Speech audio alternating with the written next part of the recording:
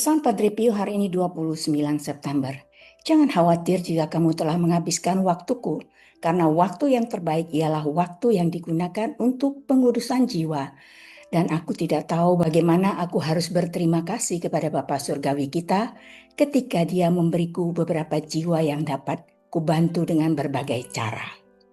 Saudari-saudaraku terkasih, apa makna pesan Padre Pio hari ini? Pesan ini menunjukkan yang pertama, waktu yang bernilai di mata Tuhan. Waktu yang digunakan untuk keselamatan jiwa, baik jiwa kita maupun sesama adalah waktu terbaik. Yang kedua, pelayanan rohani sebagai anugerah. Padre Pio melihat kesempatan membantu jiwa-jiwa sebagai pemberian dari Allah, bukan beban. Dan yang ketiga, syukur atas misi penyelamatan. Bukan kita yang memilih jiwa, tetapi Allah yang mempercayakan mereka kepada kita. Bagaimana kaitan pesan ini dengan kitab suci?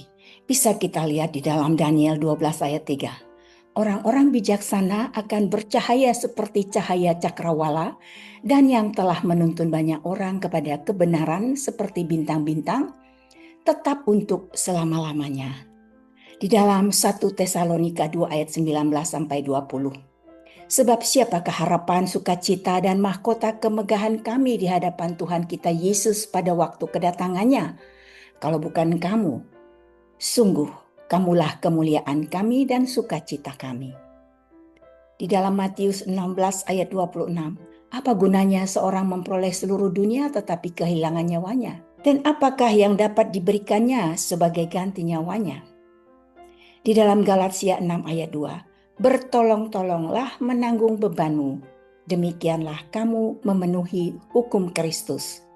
Saudari-saudaraku terkasih, mari kita refleksikan, kita renungkan pesan ini, dan mari kita bertanya kepada diri kita. Waktu kita di bumi adalah terbatas, namun nilainya menjadi abadi bila dipakai untuk hal-hal rohani. Misalnya mendoakan orang lain, menuntun jiwa kepada Tuhan, dan melayani dengan kasih. Dunia sering menilai waktu berhasil dari produktivitas atau hasil materi.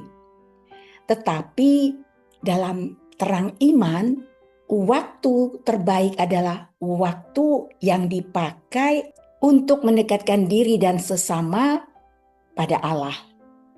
Seperti Padre Pio, kita juga diajak untuk melihat setiap kesempatan menolong orang lain bukan sebagai pengorbanan yang sia-sia, tetapi sebagai bagian dari rencana keselamatan Allah.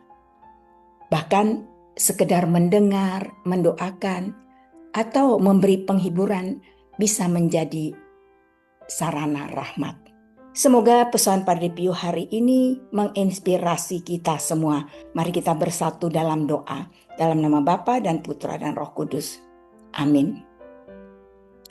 Bapa Surgawi yang penuh kasih, terima kasih karena Engkau telah memberikan waktu kepada kami sebagai kesempatan untuk menguduskan jiwa kami dan membantu jiwa-jiwa lain yang Engkau percayakan.